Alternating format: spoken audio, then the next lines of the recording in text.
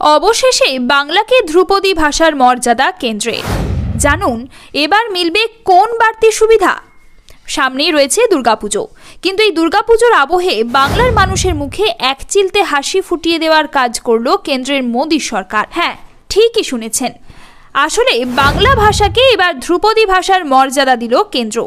শুনে চমকে গেলেন তো? কিন্তু এটাই দিনের আলোর মতো সত্যি। বাংলা ভাষাকে ধ্রুপদী ভাষার মর্যাদা দেওয়ার লক্ষ্যে দীর্ঘদিন ধরে লড়াই চলছিল। তবে অবশেষে 2024 সালে দুর্গাপুজোর সময় এসে সেই দীর্ঘ লড়াইয়ের অবসান ঘটল। পুজোর আবহে কেন্দ্রের এহেন সিদ্ধান্তে বেজায় খুশি বাংলার সাধারণ মানুষ।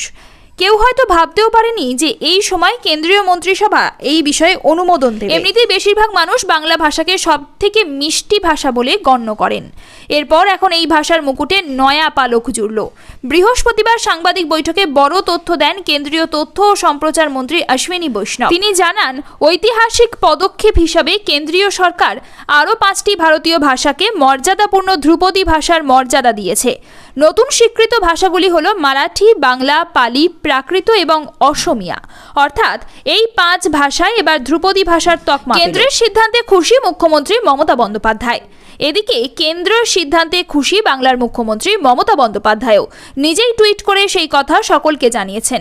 মমতা নিজের এক্স হ্যান্ডেলে লেখেন, আমি অত্যন্ত আনন্দের সঙ্গে জানাচ্ছি, আমাদের দীর্ঘ লড়াইয়ের পর আমাদের মাতৃভাষা বাংলাকে ভারত সরকার একটি ধ্রুপদী ভাষার মর্যাদা দিয়েছে।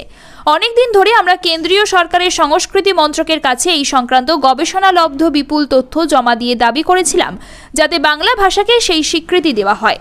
আজ আমাদের সেই স্বপ্ন পূরণ হলো। কেন্দ্রীয় সরকার আজ সন্ধ্যায় আমাদের দাবি মেনে নিয়েছেন। অন্য কয়েকটি রাজ্যের ভাষা আগে এই স্বীকৃতি পেলেও বাংলাকে বঞ্চিত রাখা হয়েছিল। ভালো লাগছে, আমাদের লড়াইয়ে অবশেষে বাংলা ভাষা এই অভিপ্রেত এবং ন্যায্য স্বীকৃতি পেল।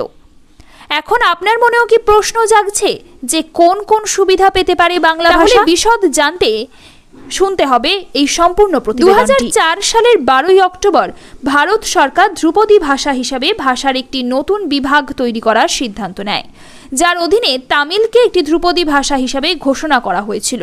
এছাড়া 2020 সালে কেন্দ্রীয় আইন প্রণয়নের মাধ্যমে সংস্কৃতের জন্য 3টি কেন্দ্রীয় বিশ্ববিদ্যালয় গঠন করা হয়েছে।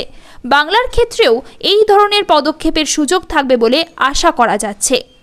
আগে প্রথম ধ্রুপদী ভাষা হিসাবে মর্যাদা পেয়েছিল তামিল। তামিল ভাষার গবেষণা এবং বিস্তারের জন্য central institute of classical Tamil গঠন করা হয়েছিল, যার মাধ্যমে প্রাচীন তামিল সাহিত্যের অনুবাদ, গবেষণা এবং বিশ্ববিদ্যালয়ে ছাত্রছাত্রীদের জন্য কোর্ট তৈরি করা হয়েছিল। বাংলার ক্ষেত্রেও একই ধরনের পদক্ষেপ করা হতে পারে। এই স্বীকৃতির ফলে অনেকে কর্মসংস্থান এবং আর্থিক লাভের সুবিধাও পাবেন বলে মনে করা হচ্ছে।